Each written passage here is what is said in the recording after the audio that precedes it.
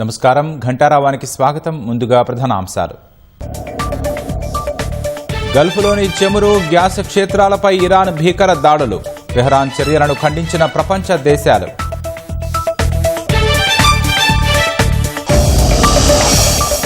దేశంలో సాధారణ స్థాయికి గృహ వినియోగ ఎల్పీజీ బుకింగ్లు. సరఫరాలో ఎక్కడా ఇబ్బందులు లేవన్న కేంద్రం.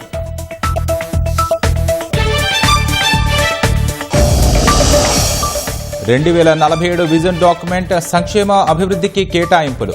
మధ్యాహ్నం అసెంబ్లీలో రాష్ట్ర బడ్జెట్ ప్రవేశపెట్టనున్న భట్టి. ప్రపంచ చిత్ర పరిశ్రమకు హైదరాబాద్ను హబ్గా మారుస్తున్నామన్న సీఎం. సినీ ఇండస్ట్రీ అభివృద్ధికి రామోజీరావు ఎంతో కృషి చేశారని ప్రశంస. మొయినాబాద్ డ్రగ్స్ పార్టీ కేసులో అభిషేక్ సింగ్ కోసం ముమ్మర వేట. 11 మంది నిందితుల ఆర్థిక లావాదేవీలపై ఆరా తీస్తున్న సిట్.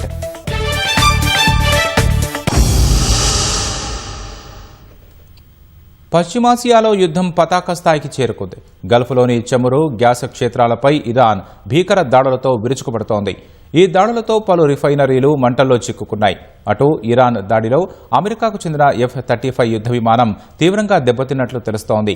ఇరాన్ దాడులను Britain, France, Germany, Italy, Netherlands, Japan దేశాలన్నీ ఖండిస్తూ ఓ సంయుక్త ప్రకటనను విడుదల చేశాయి. ప్రతీకార దాడులు చేస్తామని జపాన్ ఇరాన్ను హెచ్చరించింది.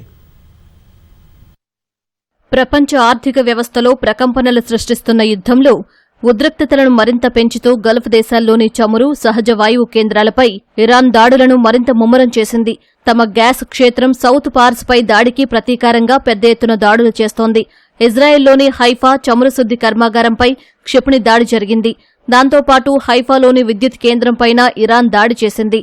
ఉత్తర ఇజ్రాయెల్లోని కిర్యత్ షమోనా పట్టణంలో జరిగిన రాకెట్ దాడిలో 4 గాయపడ్డారు. తమ ప్రాంతాల వైపు దూసుకొస్తున్న డ్రోన్లను అడ్డుకునే పనిలో తమ రక్షణ దళాలు నిమగ్నమైనట్లు ఇజ్రాయెల్ సైన్యం వెల్లడించింది. మధ్య, ఉత్తర, దక్షిణ ప్రాంతాల వైపు 3 విడతలుగా ఇరాన్ క్షిపణులను ప్రయోగించినట్లు స్థానిక మీడియా పేర్కొంది. అటు ఇజ్రాయెల్ హోంశాఖ కార్యాలయంపైన డ్రోన్లతో విరుచుకుపడినట్లు ఇరాన్ వెల్లడించింది. సౌదీ అరేబియాలోని యాన్బూలోని సమ్రెఫ్ రిఫైనరీపై డ్రోన్ దాడి జరిగినట్లు తెలుస్తోంది. యాన్బూ పోర్టు వైపు దూసుకొచ్చిన ఒక బాలిస్టిక్ క్షిపణిని అడ్డుకున్నట్లు సౌదీ అరేబియా రక్షణ మంత్రిత్వ శాఖ తెలిపింది. తూర్పు ప్రాంతంపై దూసుకొచ్చిన 3 డ్రోన్లను ధ్వంసం చేసినట్లు వెల్లడించింది. కువైట్ జాతీయ పెట్రోలియం కంపెనీని లక్ష్యంగా చేసుకున్న ఇరాన్ డ్రోన్లతో విరుచుకుపడింది. ఫలితంగా స్వల్ప స్థాయిలో మంటలు చెలరేగాయని కువైట్ రక్షణ మంత్రిత్వ శాఖ తెలిపింది.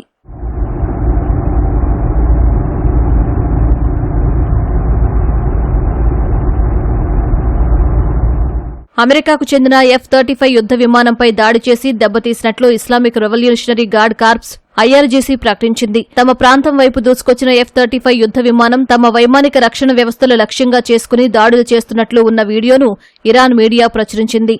ఈ దాడిలో విమానం తీవ్రంగా దెబ్బతిందని పేర్కొంది. దీనిని అధికారికంగా ధృవీకరించిన అమెరికా ఒక జెట్ విమానం అత్యవసరంగా ల్యాండ్ అవ్వాల్సి వచ్చిందని US సెంట్రల్ కమాండ్ పేర్కొంది. ఇరాన్లో మరింత లోతుల్లోకి వెళ్లి దాడులు చేస్తున్నట్లు అమెరికా చీఫ్ ఆఫ్ స్టాఫ్ వెల్లడించారు.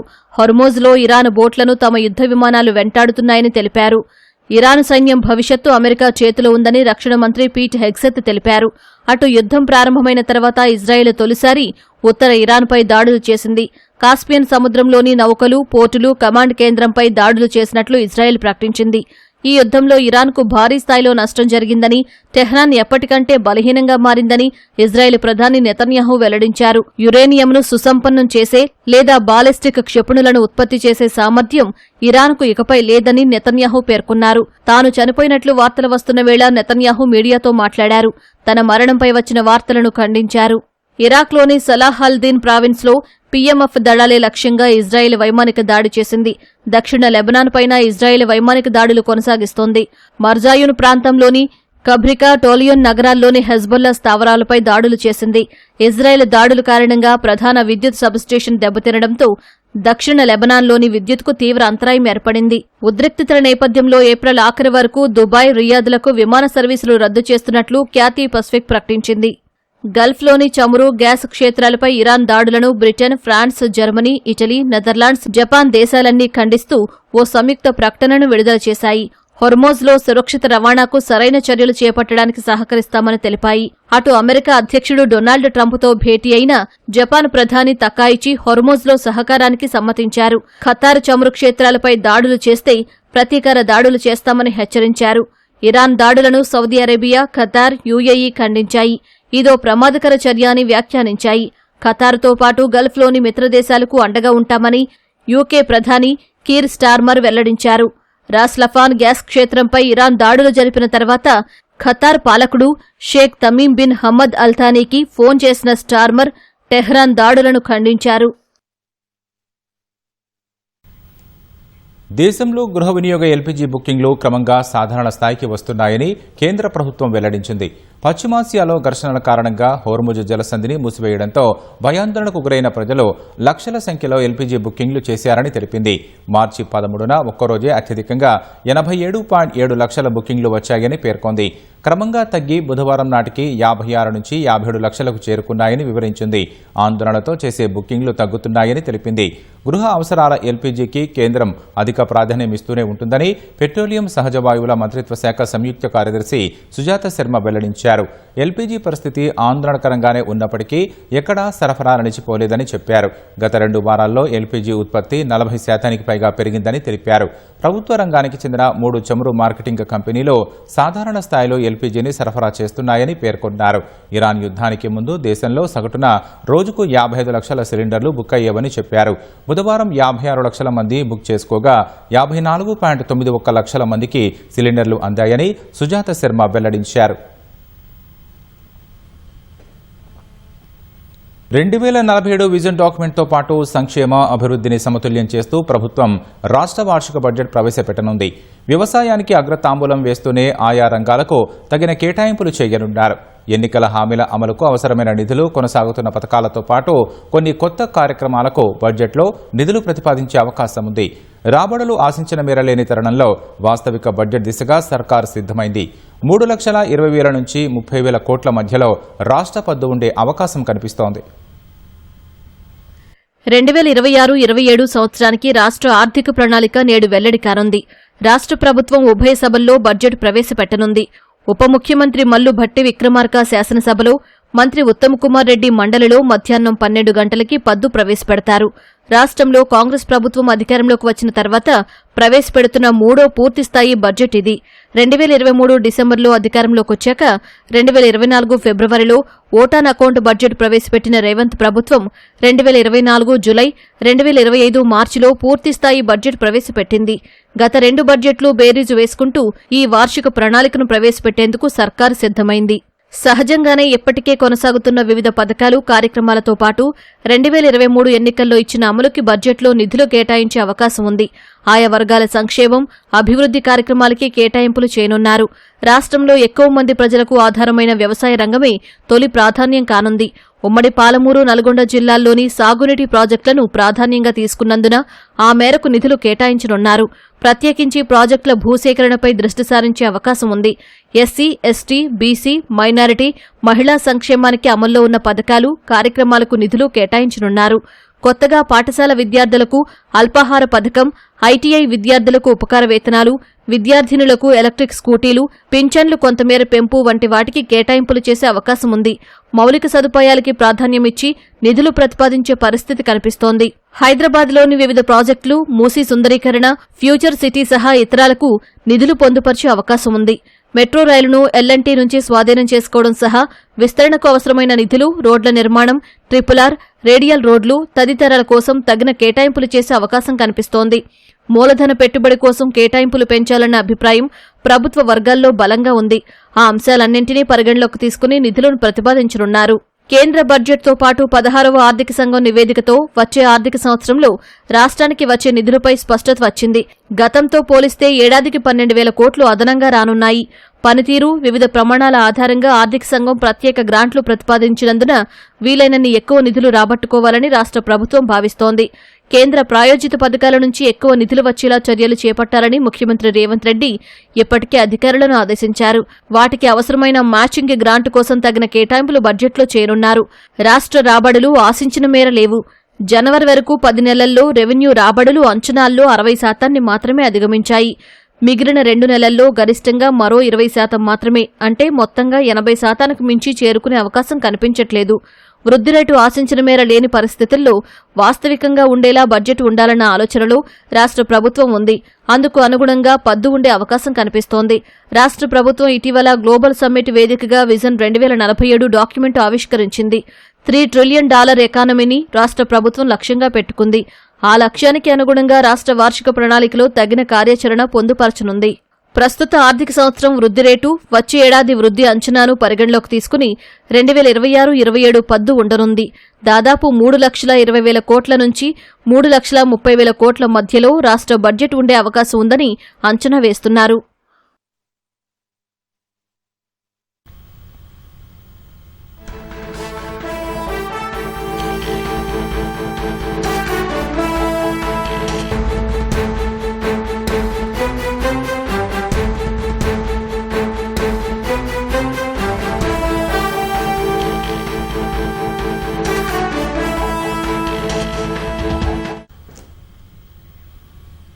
నేడు అసెంబ్లీలో ప్రభుత్వం రాష్ట్ర వార్షిక బడ్జెట్ ప్రవేశపెట్టనుంది.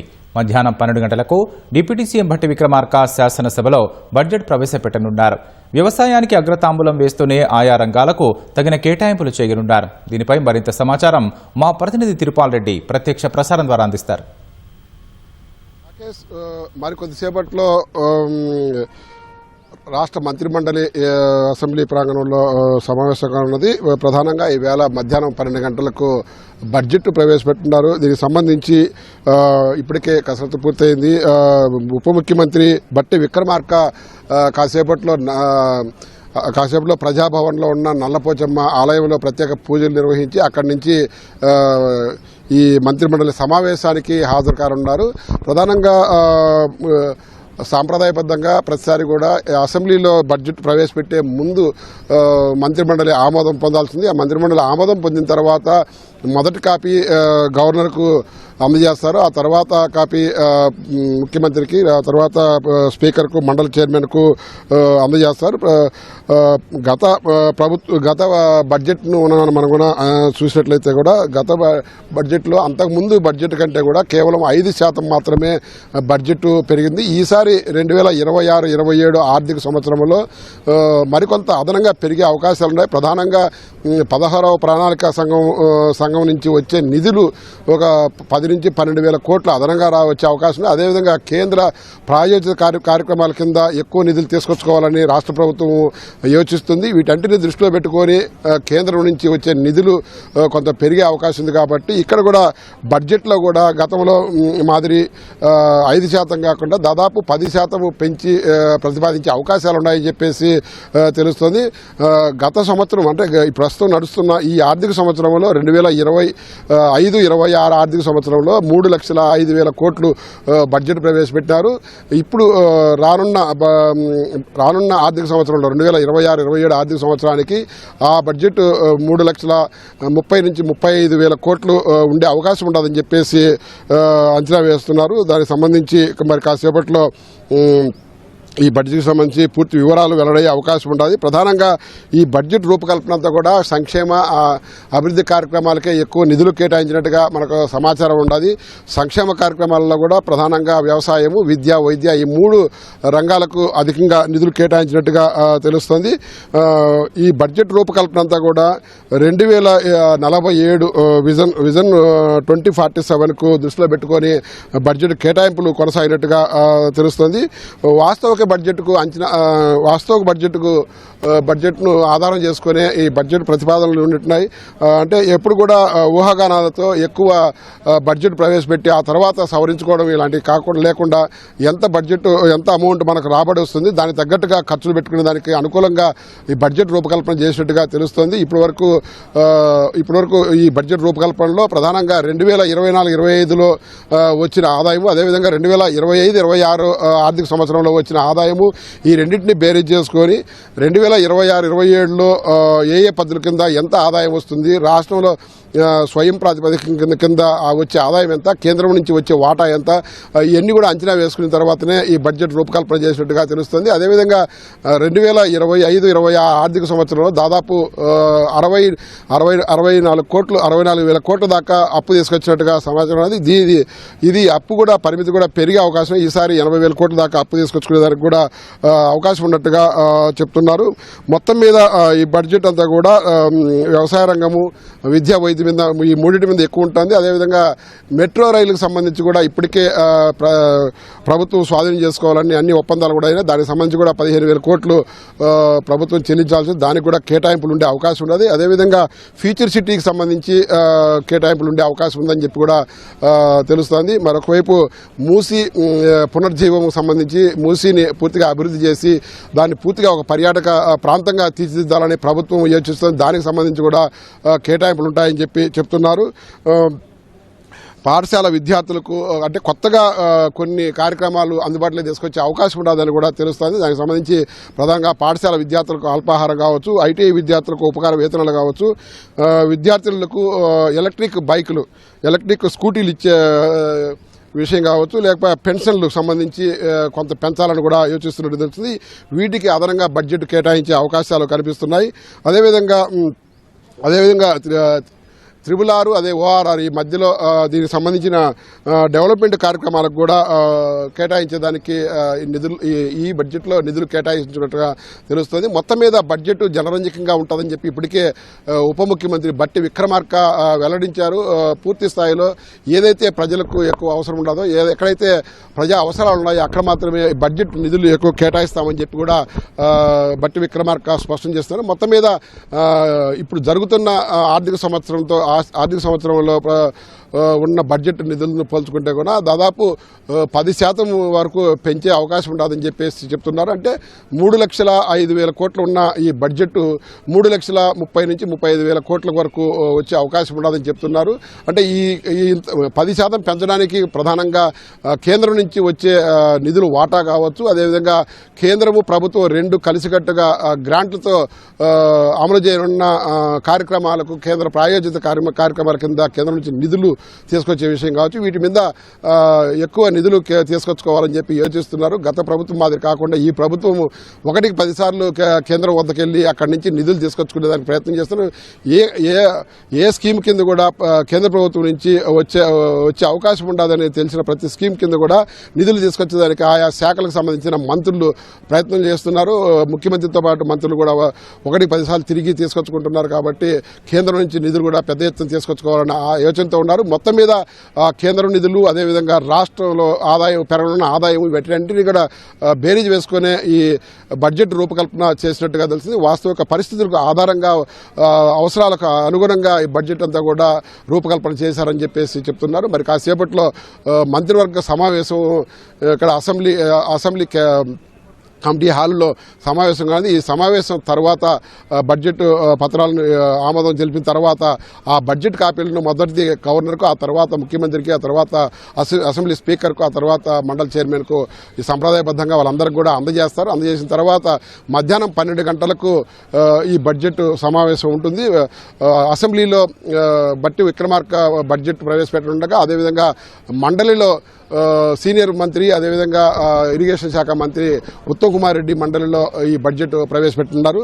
మొత్తం మీద కాసేపట్లో అందరూ కూడా మంత్రులు, అదే ముఖ్యమంత్రి అందరూ కూడా అసెంబ్లీకి చేరుకునే అవకాశం ఉంటుంది. Over to studio. హాలీవుడ్ చిత్రాలకు హైదరాబాద్ ఆతిథ్యమిచ్చే రోజులు వచ్చాయని ముఖ్యమంత్రి రేవంత్ రెడ్డి అన్నారు. ప్రపంచంలోనే హైదరాబాద్ అత్యంత సురక్షితమైందన్న రేవంత్ రెడ్డి దుబాయ్ వాళ్లే ఇక్కడ పెట్టుబడి పెట్టే పరిస్థితి వచ్చిందన్నారు. ప్రభుత్వం ప్రతిష్టాత్మకంగా అందిస్తున్న తెలంగాణ గద్దర్ ఫిల్మ్ పురస్కారాల్లో విజేతలకు అవార్డులు ప్రదానం చేసిన సీఎం సమాజంలో ప్రజలు ఎదుర్కొంటున్న సమస్యలపై సినీ పరిశ్రమ దృష్టి సారించి మంచి చిత్రాలు నిర్మించాలని సూచించారు. కథతో వస్తే రీల్స్తో బయటకు వెళ్లడానికి రామోజీ లాంటి సంస్థలున్నాయని, హైదరాబాద్లో సినీ పరిశ్రమ శాశ్వతంగా నిలిపేందుకు రామోజీరావు ఎంతో కృషి చేశారని రేవంత్ రెడ్డి గుర్తు చేసుకున్నారు. తెలుగు సినీ పరిశ్రమపై తెలంగాణ ప్రభుత్వం మరోసారి తన బాధ్యతను చాటుకుంది. సినీ పరిశ్రమ నటీనటులను గుర్తించి ప్రోత్సహించేందుకు ఏటా ఇస్తున్న తెలంగాణ గద్దర్ ఫిలిం అవార్డుల ప్రదానోత్సవాన్ని 2025 సంవత్సరానికి ఘనంగా నిర్వహించింది. సినీ రంగంపై ప్రభుత్వానికి ఉన్న సానుకూల దృక్పథాన్ని మరోసారి స్పష్టం చేసిన ముఖ్యమంత్రి రేవంత్ రెడ్డి సినీ పరిశ్రమ అవసరాన్ని గుర్తించామని చెప్పారు.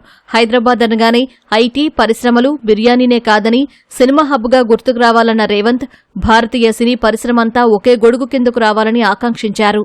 హైదరాబాద్ నగరం అంటే ఐటీ పరిశ్రమలకు, ఫార్మా పరిశ్రమలకు, హైదరాబాద్ బిర్యానీకి గుర్తింపే కాదు, దేశ స్థాయిలో సినీ పరిశ్రమకు హైదరాబాద్ ఒక కేంద్రంగా రాణించాలి అని చెప్పి ఈనాడు తెలంగాణ రాష్ట్ర ప్రభుత్వం భావిస్తున్నది. ఈరోజు పాన్ ఇండియన్ మూవీస్ ని ఒక గ్లోబల్ హబ్ గా హైదరాబాద్ తీర్చిదిద్దడానికి ప్రయత్నం చేస్తున్నది. ఇండియన్ సినీ పరిశ్రమ అంటే ఒకే గొడుగు కిందకి రావాల్సిన, ఒకే నగరంలో నుంచే ప్రపంచానికే గొప్ప సినిమాలను అందించాల్సిన అవసరం ఉన్నది. అందుకే ఈరోజు తెలంగాణ రాష్ట్రం తరఫున సినిమా పరిశ్రమను ప్రోత్సహించి ఈరోజు జపాన్, కొరియా నుంచి యుఎస్ వరకు ఈరోజు మనం ఉండే ఇండస్ట్రీని హైదరాబాద్ నగరానికి ఆహ్వానించి ఇక్కడి నుంచే ప్రోత్సహించాలి అని మా ప్రభుత్వం నిర్ణయం తీసుకున్నది. తెలుగు సినీ పరిశ్రమ చెన్నై నుంచి హైదరాబాద్ వచ్చేందుకు ఎన్టీఆర్, ఏఎన్ఆర్ ఎంతో కృషి చేశారన్న సీఎం ఆ పరిశ్రమ హైదరాబాద్లో వేళ్లోనుకునేందుకు రామోజీరావు ఎంతో కృషి చేశారని గుర్తు చేశారు.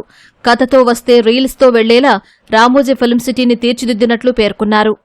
హైదరాబాదులో ఉండే చార్మినార్కి 4 మినార్లు ఎలానో చెన్నైలో ఉన్న తెలుగు సినీ పరిశ్రమ హైదరాబాద్ నగరానికి తరలి రావడానికి ఎన్టీ రామారావు గారు, అక్కినేని నాగేశ్వరరావు గారు, రామానాయుడు గారు, కృష్ణ గారు ఈ నలుగురు ఒక మినార్ లాగా పనిచేసి పరిశ్రమని హైదరాబాద్ నగరానికి తరలి రావడానికి వారు తీవ్రమైన కృషి చేసి, వారితో పాటు ఈనాడు రామోజీ ఫిలిం సిటీ హైదరాబాదులో ఏర్పాటు చేసిన రామోజీరావు గారు ఈ పరిశ్రమను శాశ్వతంగా హైదరాబాద్ నగరంలో వేళ్లూనుకునే విధంగా వారు తీవ్రమైన కృషి చేసిండ్రు. గద్దర్ పేరిట అవార్డులివ్వడంపై మరోమారు వివరణ ఇచ్చిన సీఎం తన గళంతో తెలంగాణ ఉద్యమాన్ని ప్రభావితం చేసిన వ్యక్తి గద్దర్ అని కొనియాడారు. సామాజిక రుగ్మతలపై పోరాటం చేసిన ప్రజా యుద్ధనౌక గద్దర్ పేరిట అవార్డులివ్వడం సామాజిక బాధ్యతగా భావిస్తున్నట్లు పేర్కొన్నారు. సినిమా మాధ్యమం చాలా శక్తివంతమైన ఆయుధమని, ప్రజలపై ఎంతో ప్రభావం చూపుతుందన్న ముఖ్యమంత్రి సామాజిక సమస్యలపై పరిశ్రమ దృష్టి సారించి మంచి చిత్రాలు నిర్మించాలని కోరారు. గద్దర్ గళం అంటే తెలియని వాళ్ళు ఈ దేశంలో లేరు. గద్దర్ గళంతోటి లక్షలాది మంది సమాజంలో ఉన్న సమస్యలను, సామాజిక రుగ్మతలను, సమాజంలో ఆధిపత్యాన్ని చెలాయిస్తున్న వాళ్లను ఎదిరించే గొంతుకగా గద్దరు నిలబడ్డాడు.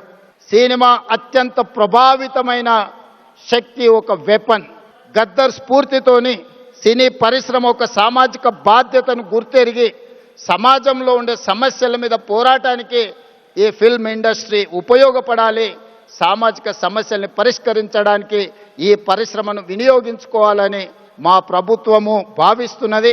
సినీ ప్రముఖులకు అందరికీ నా విజ్ఞప్తి, సమాజంలో ఉండే సమస్యల్ని, ప్రజలు ఎదుర్కొంటున్న సమస్యల్ని పరిష్కరించడానికి మనం సినిమా పరిశ్రమను, సినిమాలను మనం వినియోగించుకోవాల్సిన అవసరం ఉన్నది. గద్దర్ ఒక వ్యక్తి కాదని వ్యవస్థగా అభివర్ణించిన ఉప ముఖ్యమంత్రి భట్టి విక్రమార్క రాష్ట్ర ప్రభుత్వ ఆలోచన విధానాన్ని సమాజానికి చాటి చెప్పేందుకు గద్దర్ పేరిట అవార్డులిస్తున్నట్లు తెలిపారు.